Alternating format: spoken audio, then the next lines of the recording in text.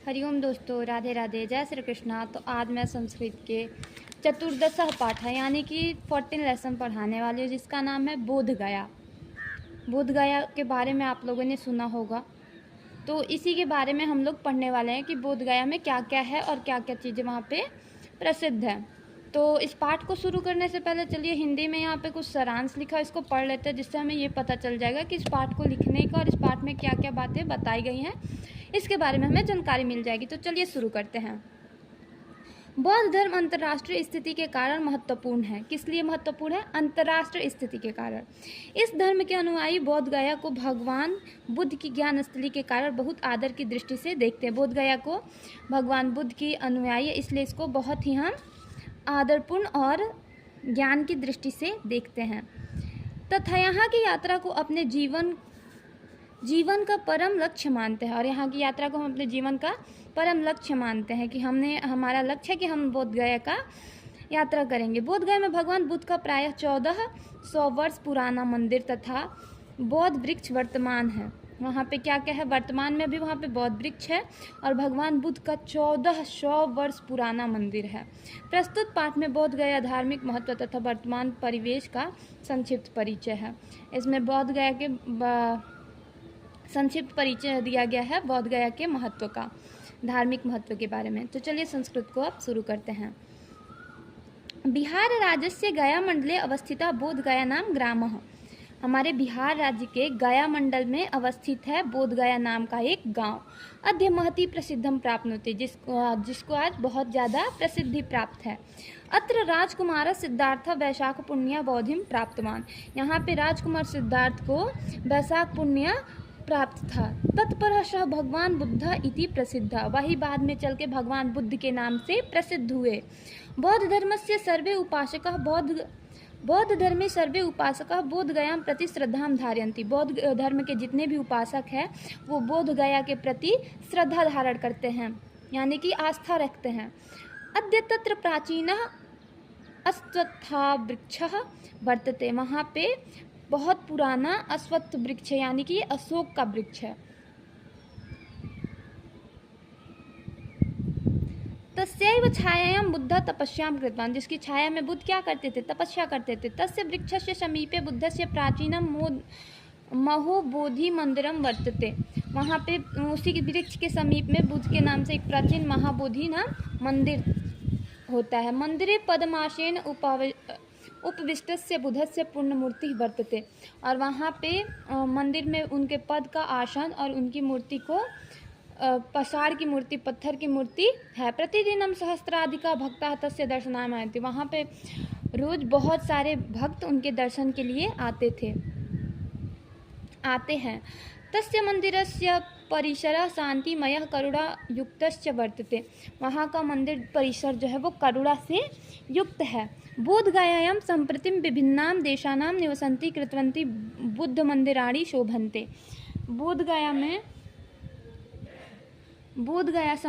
गया की जो ख्याति संप्रति वो बहुत विभिन्न देशों में फैली हुई है। निवासी में कृतानि बुद्ध मंदिराणि शोभन्ते, और वहाँ पे क्या है? बुद्ध मंदिर जो है वो शोभित है। यथा म्यांमार वर्मा मंदिरम, थाई मंदिरम, तिब्बत मंदिरम, जापान मंदिरम इत्यादि।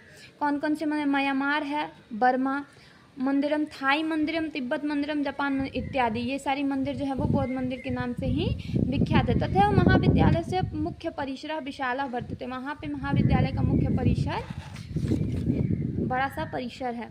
अधुना बोध गया रमणीयम दर्शनीय स्थलम। आज के समय में बोध गया जो एक बहुत ही रमणीय रोचक कर दर्शन वाला स्थल है। संपूर्ण परिसर से स्वच्छता परिवहन स्थश्च रमणीय वर्तते।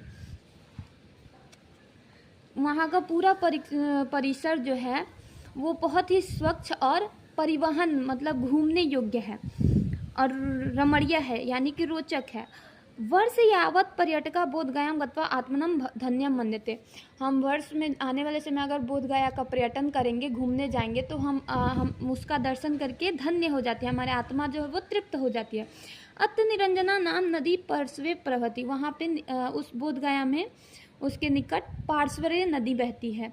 ग्रीष्मकाले सा शुष्यति, वो गर्मी के मौसम में सूख जाती है। प्रशासनम बोधगया विकास निरंतरम प्रयासम करोति, जो प्रशासन है, सरकार है, वो बोधगया का विकास के लिए निरंतर प्रयास कर रहा है। वयम अपि तत्र गत्वा परिसरम भ्रमणम कुर्याम, हम सब भी वहाँ पे जा करके उस परिसर का भ्रमण करेंगे, यानी कि घूमेंगे। हम लोगों को भी वहाँ पे जा करके उस परिसर का भ्रमण करना चाहिए, यानी कि घूमना चाहिए। तो ये था हमारा बोधगया के बारे में कुछ बातें बताई गई थी। अब चलिए यहाँ पे शब्दार्थ है, जिसको आप लोग खुद से पढ़ लीजिएगा, ठीक है। अब आते हैं क्वेश्चन आंसर पे। मौखिक क्वेश्चन आंसर खुद से करना है आप लोगों को। निम्नलिखित प्रश्न के उत्तर लिखिए। लिखित क्वेश्चन पे आते हैं। निम्नलिखितानां प्रश्नानां उत्तरम एक पदे लिखत, एक पद में उत्तर देना है। बोधगया कस्मिन् मंडले अवस्थिता, बोधगया गया मंडले अवस्थिता। सिद्धार्थ कदा बोधिम प्राप्तवान, सिद्धार्थ को बोधिम कब प्राप्त हुआ था? तो सिद्धार्थ, यहाँ पे क्वेश्चन पढ़ाया था अभी मैंने। सिद्धार्थ वैशाख पूर्णिमायां बोधि प्राप्तवान, ठीक है ना। कस्य छायायां बुद्ध तपस्यां कृतवान, तो अश्वत्थ वृक्ष छायां बुद्ध तपस्यां कृतवान। मंदिरे बुद्धस्य पाषाणमूर्ति कस्मिन् आसने वर्तते, मंदिरस्य बुद्धे पाषाणमूर्ति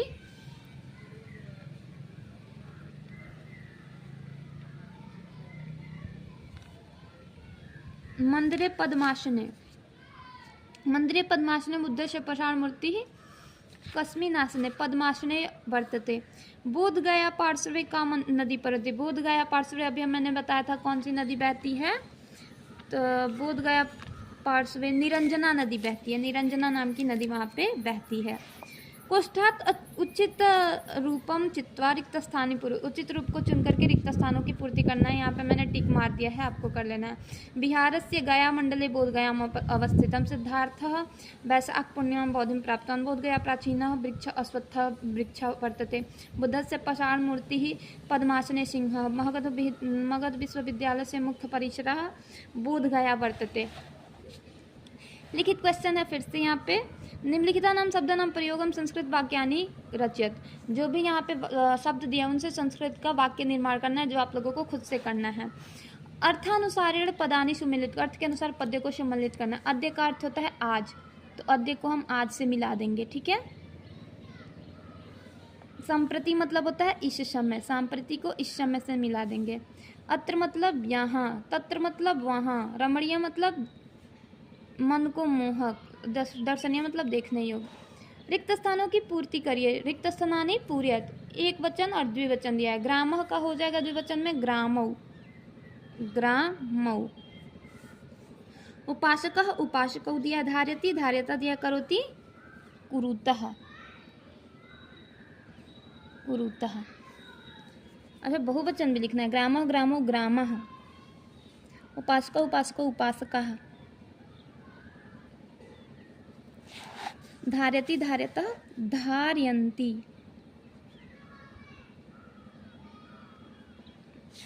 करोति कुरुतः कुर्वन्ति, ठीक है। तस्य जोड़ एव बनेगा तस्यैव। पदम जोड़ आश्रम में पद्मासने। सहस्र जोड़ अधिकः, सहस्र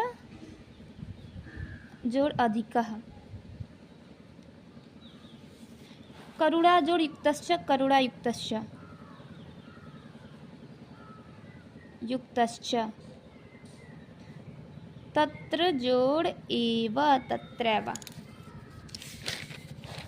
तो ये हुआ हमारा लेसन 14 कंप्लीट। अगला हमारा चैप्टर है लेसन 15। 15 का क्या नाम, अरे 14 तक ही है। तो ये हमारा संस्कृत का जो है वो ख़त्म होता है, 7th क्लास का संस्कृत ख़त्म होता है। अगर आप लोगों को चाहिए लेसन क्लास 8 का अगर चाहिए चैप्टर वाइज क्लासेस, तो आप लोग कमेंट करके बताइएगा, तो फिर मैं क्लास 8 का भी बनाऊंगी ऐसे ही चैप्टर वाइज।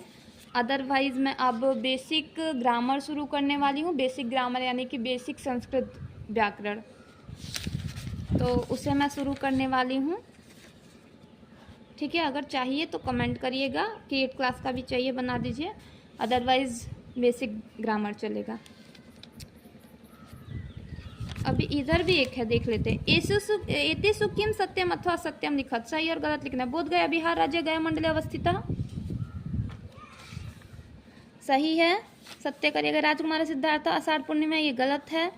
अश्वत्थामस्य बुद्धस्य प्राचीन महाबोधि वर्तते, सही है। बुद्ध वट वृक्ष छायां तपस्यां कृतवान, अश्वत्थ वृक्षस्य छायां था ना, गलत है। बोध गयाम जल मंदिरम अस्तितम, ये भी गलत है। सत्यम असत्यम, सत्यम असत्यम असत्यम, ठीक है। तो thanks for watching my video, bye bye, take care and जय श्री कृष्ण, राधे राधे।